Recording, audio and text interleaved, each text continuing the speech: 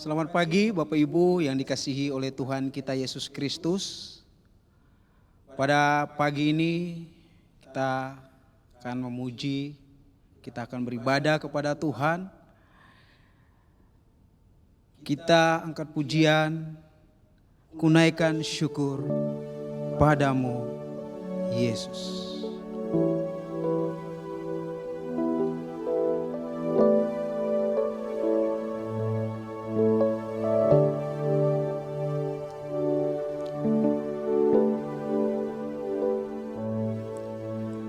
Kunaikan syukur padamu Yesus, ku sembah sujud kepadamu Tuhan, di hadapan takhta kemuliaan-Mu, ku tinggikan, ku agungkan selamanya. Sekali lagi kita angkat pujian dari awal.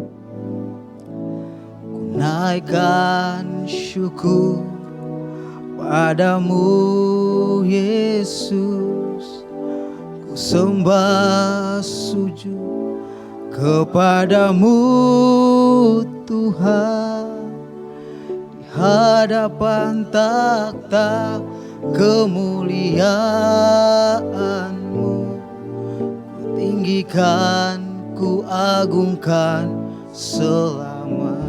Segala puji syukur, segala puji syukur bagimu, ku tinggikan namamu selalu. Kemuliaan hanya bagimu, terpujilah namamu.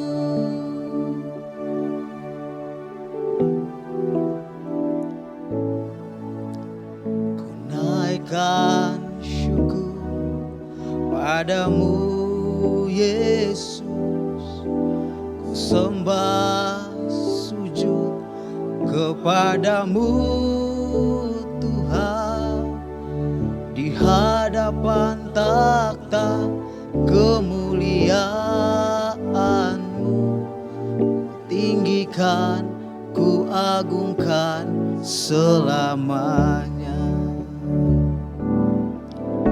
Segala puji syukur bagimu, ku tinggikan namamu selalu. Kemuliaan hanya bagimu, terpujilah namamu. Segala puji syukur bagimu, ku tinggikan namamu selalu. Kemuliaan hanya bagimu, terpujilah namamu. Pujilah namamu, terpujilah namamu.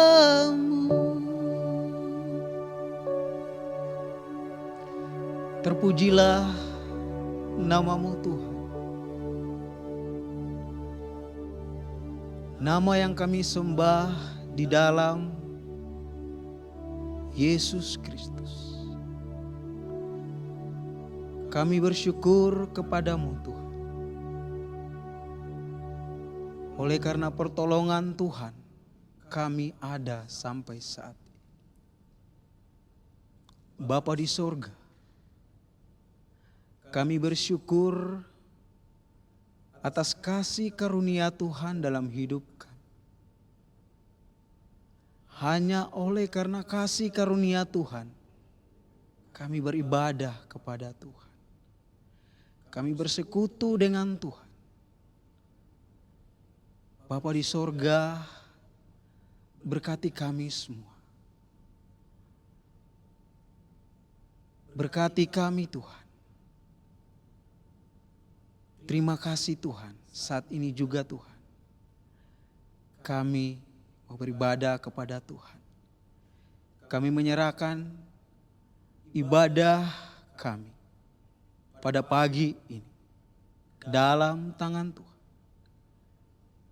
Di dalam nama Tuhan Yesus Kristus, kami berdoa. Amin. Bapak Ibu Saudara yang dikasihi di dalam Tuhan Yesus Kristus, saatnya kita akan mendengar firman Tuhan. Namun sebelumnya, kita angkat pujian. Firman jadi manusia.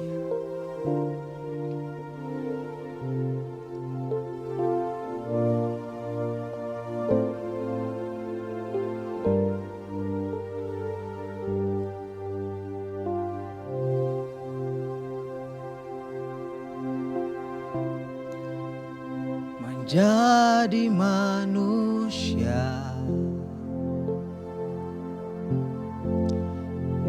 di antara kita, dah hidup terang bagi manusia. Engkau datang bagi kepunyaanmu. Sekali kita angkat pujian dari awal, firman jadi manusia. Menjadi manusia, diam di antara kita. Diam di antara kita, ada hidup terang bagi manusia. Ada hidup terang bagi manusia. Engkau datang bagi kepunyaanmu. Yesus, kaulah juru selamatku. Ku akui kau Tuhan bagiku. Kau terang bagi saat gelapku.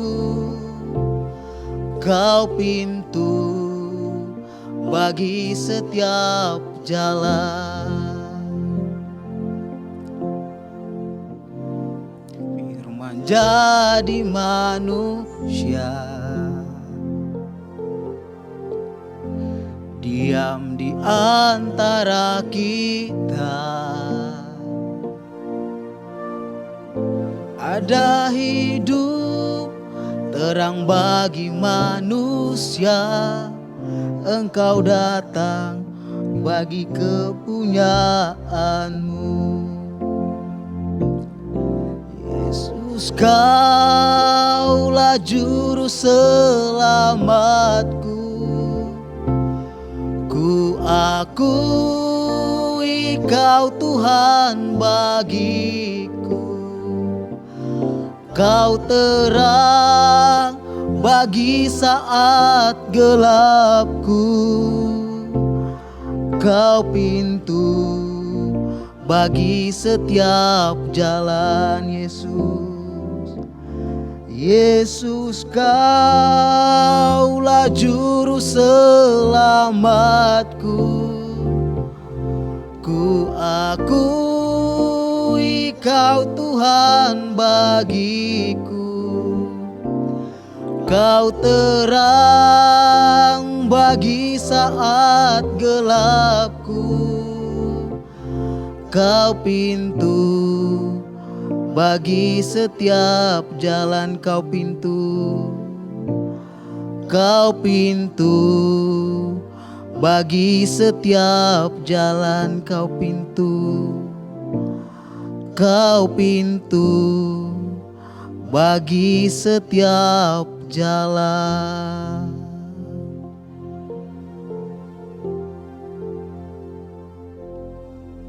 Tuhan, Engkaulah pintu bagi setiap jalan bagi kami. Kami bersyukur dengan kesempatan yang Tuhan berikan kepada kami untuk mendengar firman Tuhan. Bapa di surga, kiranya Tuhan memberkati kami.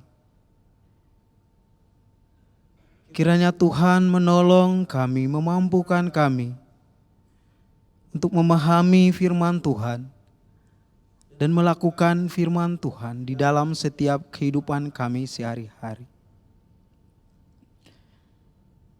Terima kasih banyak Tuhan Yesus.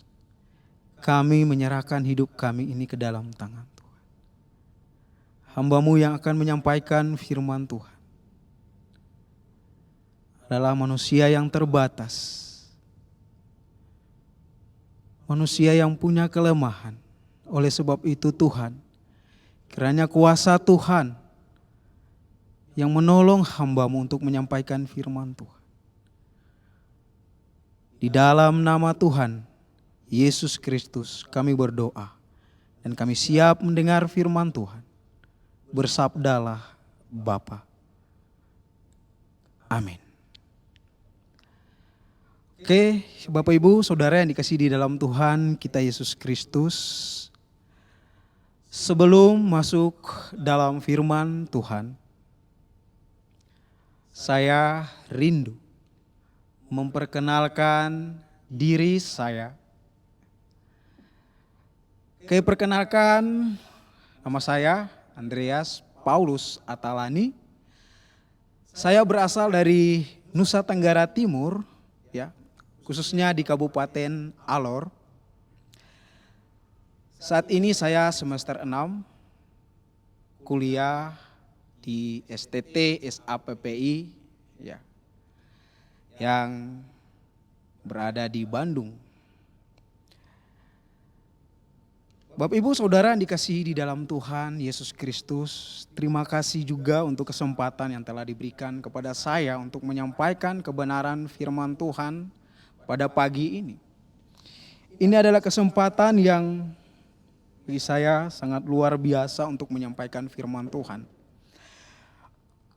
Oleh sebab itu, saya mengajak agar kita semua membuka Alkitab kita masing-masing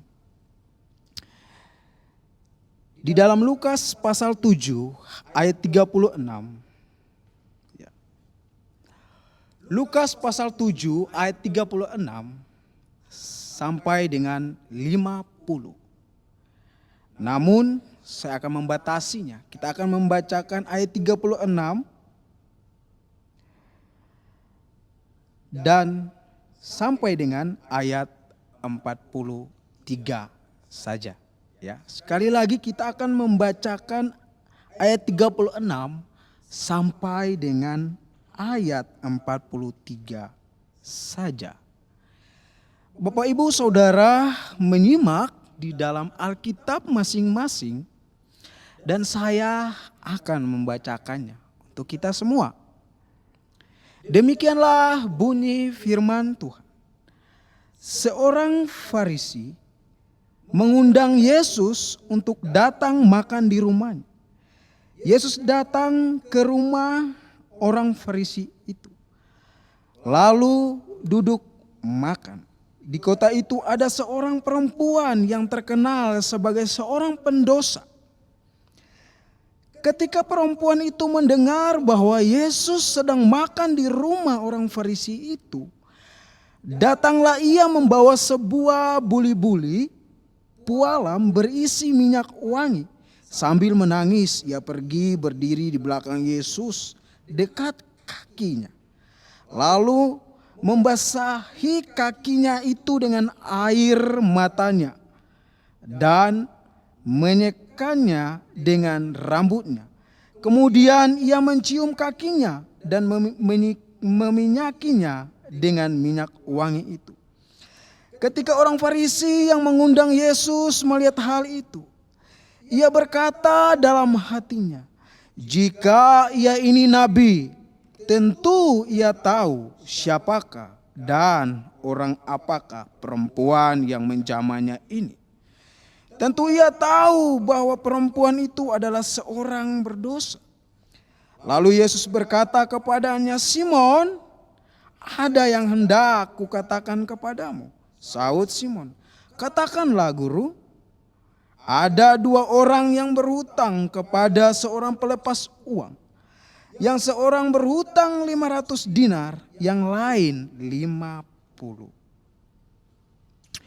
Karena mereka tidak sanggup membayar, maka ia menghapuskan hutang kedua orang itu. Siapakah di antara mereka yang akan terlebih mengasihi dia?" Jawab Simon, "Aku kira dia yang paling banyak dihapuskan hutangnya." Kata Yesus kepadanya, "Betul pendapatmu." Bapak Ibu Saudara yang dikasihi di dalam Tuhan Yesus Kristus, saat ini kita akan membahas satu tema yaitu pandangan Yesus terhadap orang berdosa. Sekali lagi kita akan membahas satu tema, yaitu pandangan Yesus terhadap orang berdosa. Nah, Bapak Ibu Saudara yang dikasihi di dalam Tuhan Yesus Kristus, ya.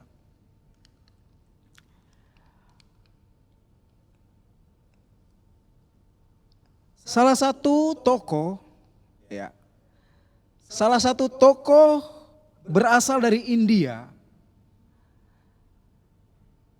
bernama Mahatma Gandhi, pernah berkata demikian, "Saya suka Kristus, tetapi saya tidak suka dengan kekristenan." Sekali lagi, Mahatma Gandhi pernah berkata, "Saya suka Kristus, tetapi saya tidak suka dengan kekristenan." Apa yang menyebabkan sehingga Mahatma Gandhi berkata demikian? Ya. Karena pada saat itu terjadi rasisme. Ketika Mahatma Gandhi mau masuk di dalam sebuah gereja, ada orang yang mencegat dia agar dia tidak masuk dalam gereja tersebut dan beribadah. Karena alasan berbeda warna kulit. Nah, Bapak Ibu Saudara yang dikasihi di dalam Tuhan Yesus,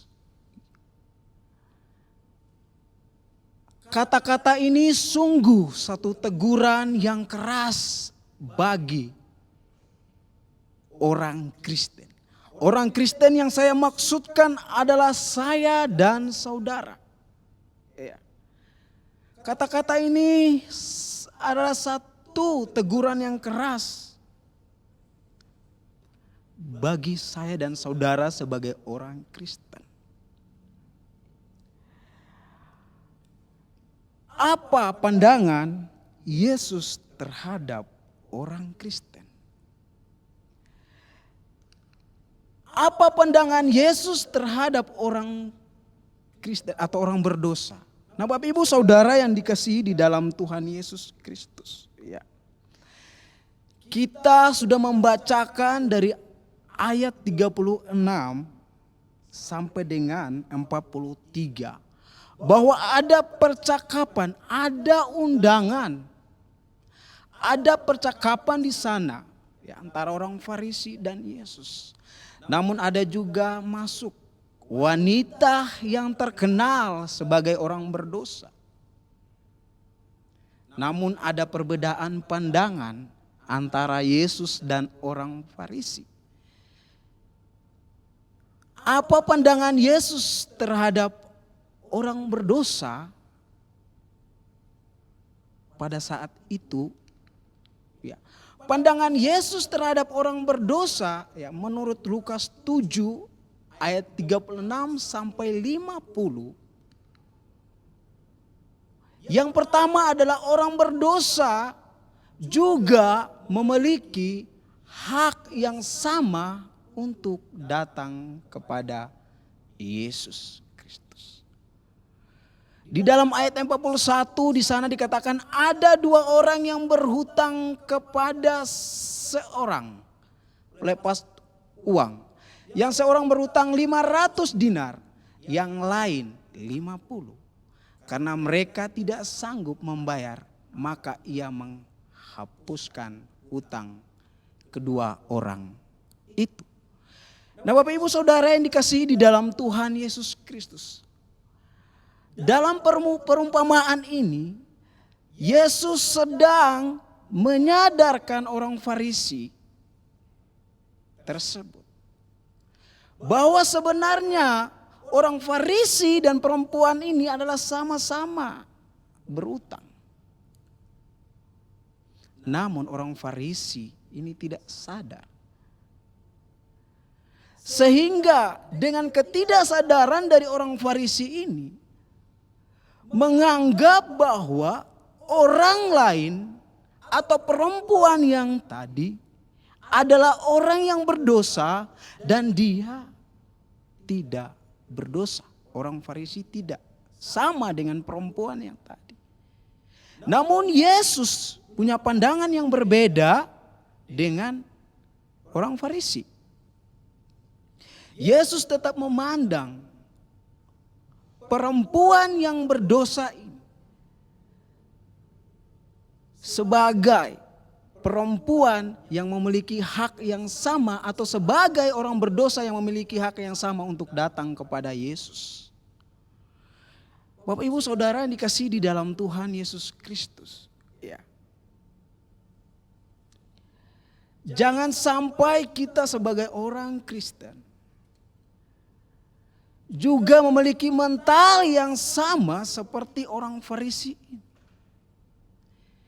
Jangan sampai kita sebagai orang Kristen juga ketika melihat ada orang yang mungkin hidup dalam dosa, yang mungkin hidup dalam kejahatan, kita menganggap mereka adalah orang-orang yang tidak pantas datang kepada Tuhan.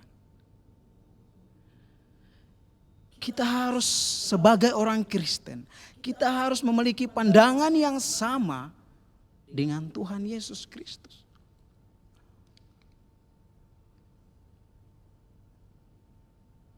Di dalam Lukas pasal 5 ayat 7, di 27 di sana dikatakan, kemudian ketika Yesus pergi keluar, ia melihat seorang pemungut cukai yang bernama Lewi sedang duduk di rumah cukai. Yesus berkata kepadanya, ikutlah aku. Nah, Bapak Ibu Saudara yang dikasihi di dalam Tuhan Yesus Kristus, saya harap kita belajar dari firman Tuhan ini untuk memiliki pandangan yang sama seperti Yesus, yang melihat orang berdosa itu, yang mau mengajak orang-orang berdosa itu untuk datang kepada Tuhan. Yesus berkata kepada pemungut cukai yang bernama Lewi, ikutlah aku. Bapak Ibu, dalam pandangan ya Yahudi, itu pemungut cukai pada saat itu adalah orang-orang yang berdosa. Orang-orang yang tidak pantas. Mereka melihat pemungut cukai itu sebagai orang-orang yang tidak layak. Orang-orang yang harus dijauhkan. Tetapi Yesus hadir membawa satu perubahan yang sangat luar biasa. Yesus melihat orang-orang berdosa itu juga memiliki hak yang sama untuk datang kepadanya. Bapak Ibu, di dalam masyarakat Ya. Seringkali terjadi bahwa seseorang diperlakukan secara berbeda menurut kelas sosialnya. Misalnya kalangan orang kaya ya, tidak mau bercampur dengan kalangan orang biasa atau ya miskin. Namun Tuhan Yesus tidak demikian. Bapak Ibu Saudara yang dikasihi di dalam Tuhan Yesus Kristus. Mari kita memiliki pandangan yang sama dengan Tuhan Yesus. Ya. Agar kita tidak menolak orang berdosa. Agar kita mau menerima orang berdosa itu untuk menerima keselamatan yang sama seperti kita telah menerima keselamatan tersebut. Di dalam Roma 3 ayat 9 sampai 12 di sana dikatakan tidak ada satu orang pun yang baik. Kita semua adalah orang-orang jahat. Bapak Ibu, kalau kita menyadari diri kita juga adalah orang yang berdosa, kita menyadari bahwa kita adalah orang yang jahat juga, ini akan menolong kita untuk menerima orang lain. Baik kita maupun orang yang kita anggap jahat, sebenarnya sama-sama orang berdosa. Mari kita memiliki pandangan sebagaimana Kristus.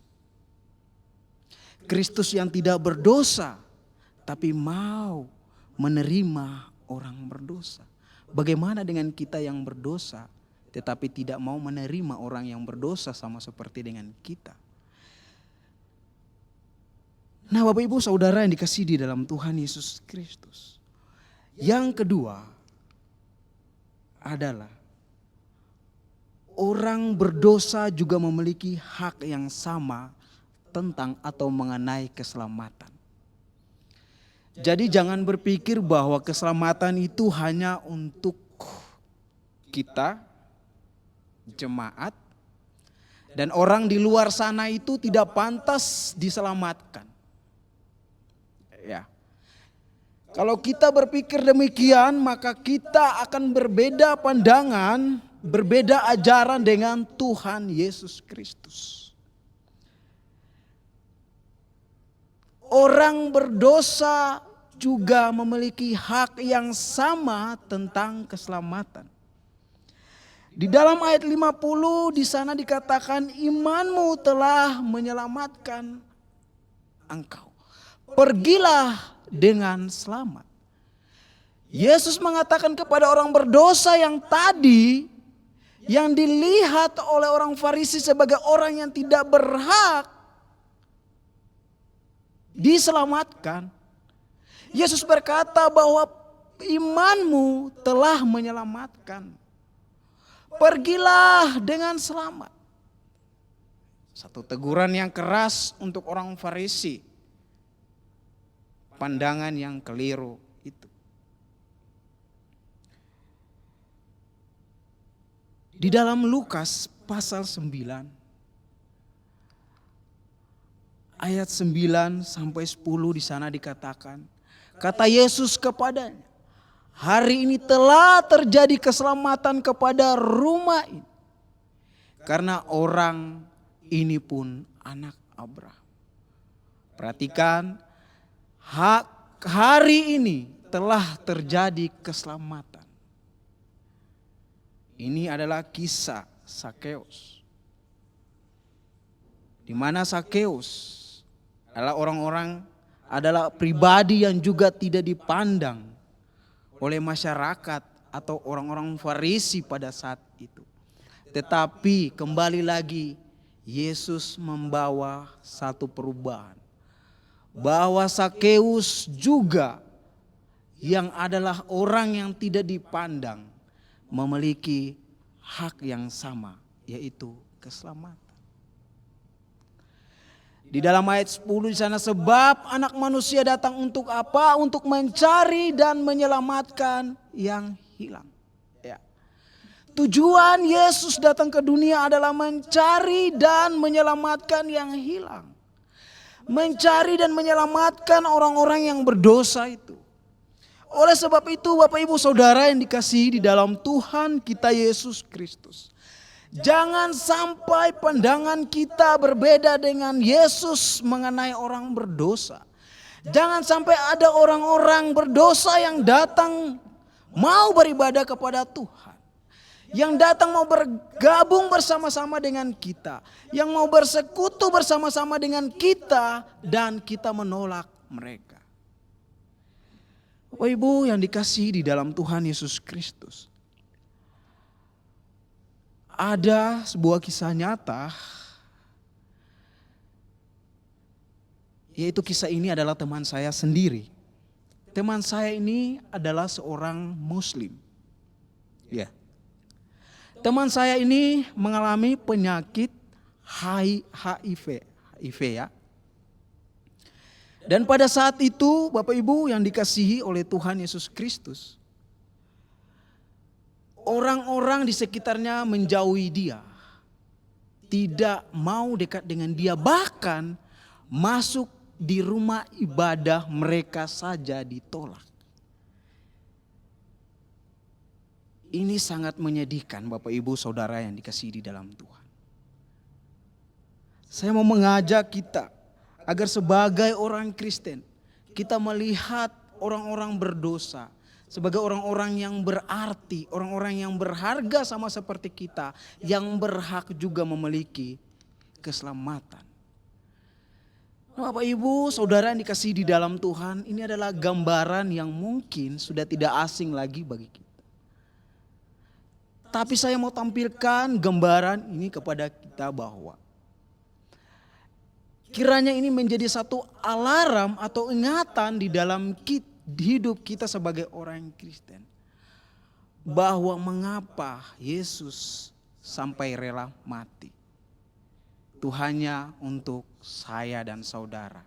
Itu hanya untuk orang-orang berdosa, orang-orang yang hilang.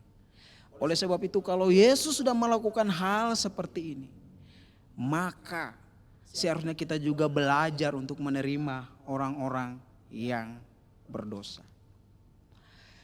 Seharusnya engkau dan aku yang ada di sini tergantung di kayu salib. Tetapi karena kasih-Nya dia rela menggantikan kita. Bapak Ibu, seharusnya kita yang tergantung di kayu salib. Tetapi karena kasih-Nya sehingga membuat Yesus tergantung di kayu salib. Kiranya ini menjadi satu kesadaran bagi kita untuk menyadarkan diri kita bahwa kita juga sebenarnya tidak mendapatkan keselamatan itu.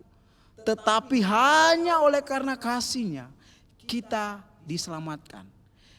Oleh sebab itu kita terus sadar di dalam Tuhan agar memiliki pandangan yang sama, agar tidak menolak orang lain untuk mendapatkan keselamatan. Nah, apa yang harus kita lakukan sebagai orang Kristen yang sudah diselamatkan? Apa yang harus kita lakukan? Yang harus kita lakukan sadar bahwa orang berdosa juga punya hak yang sama untuk datang kepada Tuhan. Dan juga hak yang sama untuk menerima keselamatan yang dari Tuhan. Ingat bahwa Tuhan Yesus yang walaupun tidak berdosa namun mau menerima orang berdosa. Kiranya renungan ini dapat menyadarkan kita, dapat menolong kita untuk mau, untuk terus menerima orang berdosa sama seperti Yesus menerima kita apa adanya. Mari kita berdoa. Bapa di sorga, terima kasih untuk kebenaran firman Tuhan yang sudah kami dengar. Ajarkan kami dan sadarkan kami terus untuk selalu dan mau menerima orang-orang berdosa yang lain sama seperti Tuhan menerima kami.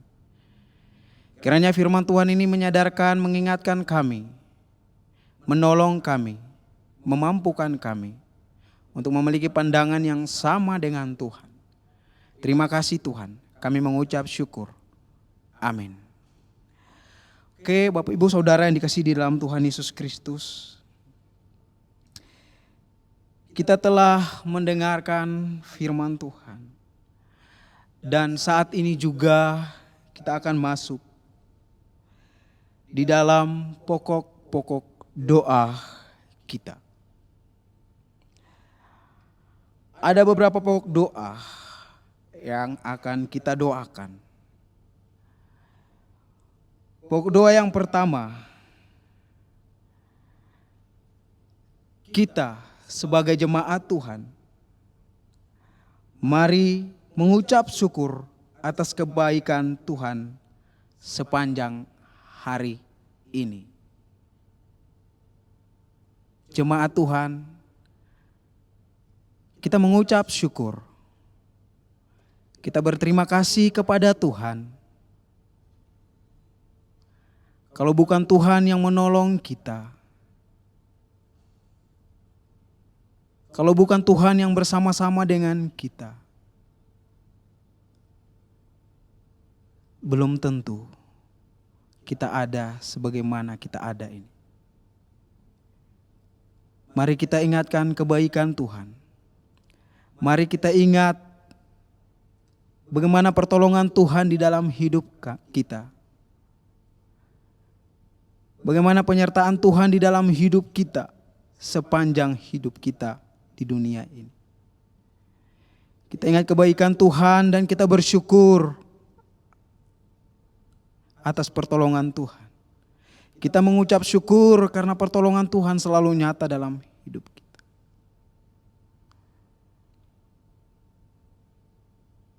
Amin. Pokok doa yang kedua, kita berdoa agar Tuhan terus menolong kita di dalam setiap kehidupan kita. Kita berdoa. Bapa di surga, kami berdoa kiranya Tuhan terus menolong kami. Kiranya Tuhan terus menyertai kami dalam setiap kehidupan kami. Kami menyerahkan hidup kami ini Tuhan, karena kami tidak tahu apa yang akan terjadi dalam kehidupan kami. Karena kami adalah manusia yang terbatas, manusia yang lemah. Oleh sebab itu Tuhan, kami minta pertolongan dari Tuhan. Kiranya Tuhan menolong kami, jemaat-jemaat Tuhan. Keluar masuk kami, dimanapun kami pergi, dimanapun kami berada. Kiranya Tuhan tolong kami. Kami perlu Tuhan, kami perlu penyertaan Tuhan dalam hidup kami. Terima kasih Tuhan Yesus Kristus, kami berdoa. Amin. Pokok doa yang berikut, kita berdoa untuk gereja kita, GKA Zion, agar terus menjadi berkat dimanapun gereja atau kita, jemaat Tuhan berada. Pokok doa yang berikutnya, kita berdoa meminta pertolongan kepada Tuhan agar kita diberi kesehatan dalam menjalani hidup di dunia ini. Bapa di surga, kembali kami naikkan permohonan doa kami ini. Kami berdoa untuk gereja GKA Zion, agar gereja ini terus menjadi berkat dimanapun. Kami juga berdoa untuk jemaat Tuhan yang ada di dalam gereja ini. Kami juga berdoa untuk hamba-hamba Tuhan, majelis gereja di tempat ini. Kami berdoa kiranya Tuhan tolong.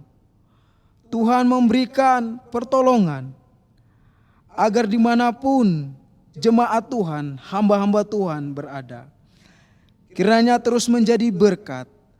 Dan melalui semua ini nama Tuhan saja yang dipermuliakan. Kami juga berdoa kiranya Tuhan memberikan kesehatan kepada jemaat, kepada hamba-hamba Tuhan, kepada majelis gereja GKA Zion.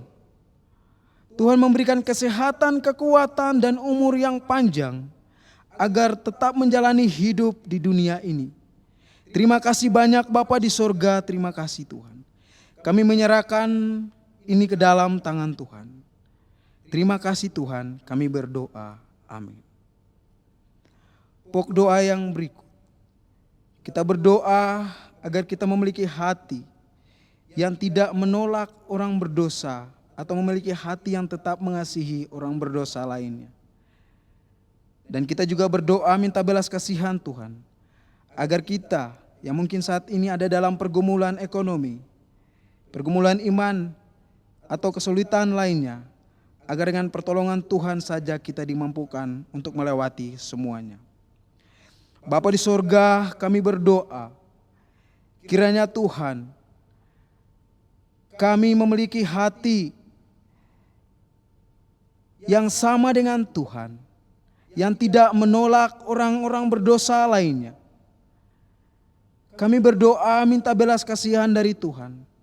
Tolong kami, sadarkan dan ingatkan kami, agar kami memiliki pandangan yang sama dengan Tuhan, untuk bisa melihat sebagaimana Tuhan melihat orang berdosa, bahwa orang berdosa juga adalah manusia yang berharga sama seperti kami. Ajar kami untuk menerima orang berdosa lainnya ya Tuhan. Ajar kami Tuhan untuk mengasihi orang berdosa lainnya. Kami juga berdoa Tuhan minta belas kasihan Tuhan, agar kami yang mungkin saat ini ada dalam pergumulan ekonomi, pergumulan iman, dan kesulitan lainnya. Kiranya pertolongan Tuhan saja yang memampukan kami melewati semua ini. Kami berdoa kiranya Tuhan tolong kami, Tuhan memampukan kami untuk mampu menjalani hidup dan melewati setiap pergumulan ekonomi atau pergumulan iman, kesulitan lainnya. Di dalam nama Tuhan Yesus kami berdoa dan kami mengucap syukur. Amin. Bapak Ibu, jemaat Tuhan yang dikasihi oleh Tuhan. Sebelum kita akhiri ibadah kita ini, mari kita berdoa. Ya Bapa, kami mengucap syukur karena pertolongan Tuhan. Ibadah kami pagi ini telah berlangsung dengan baik. Kami mengucap syukur Tuhan. Kiranya Tuhan menolong kami. Tuhan bersama-sama dengan kami. Tuhan menyertai kami di dalam setiap kehidupan kami. Bapa di sorga, kami menyerahkan hidup kami ini. Kiranya Tuhan ajar kami untuk memiliki pandangan yang sama dengan Tuhan. Untuk melihat orang-orang berdosa lainnya sebagaimana Tuhan melihatnya. Untuk menerima orang-orang berdosa lainnya sebagaimana Tuhan menerimanya. Terima kasih Tuhan. Sekali lagi kami menyerahkan gereja, jemaat Tuhan, GKA Zion ke dalam tangan Tuhan. Di dalam nama Tuhan Yesus kami berdoa dan kami mengucap syukur. Haleluya. Amin. Ibadah kita selesai. Tuhan Yesus memberkati.